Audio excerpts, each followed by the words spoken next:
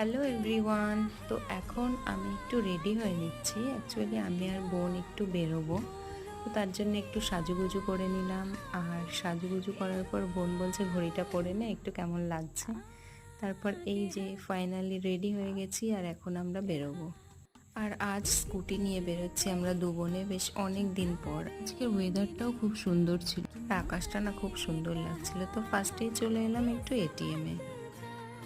তারপর এটিএম থেকে বেরিয়ে এবার না একটা টব নেওয়ার ছিল, মায়ের একটা গাছ লাগানোর আছে। তো গাছটা যেহেতু অনেকটাই বড় হবে, তো একটু বড় টব খুঁজছিলাম।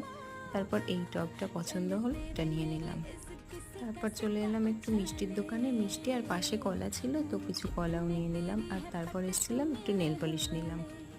এবার বাড়ি ফেরার পথে এখানে ভুট্টা পোড়া দেখছিলাম, আর ভুট্টা পোড়া খেতে আমার খুব ভালো লাগে, তার জন্য নিয়েও নিলাম। আর তারপর চলে এলাম বাড়িতে। By everyone.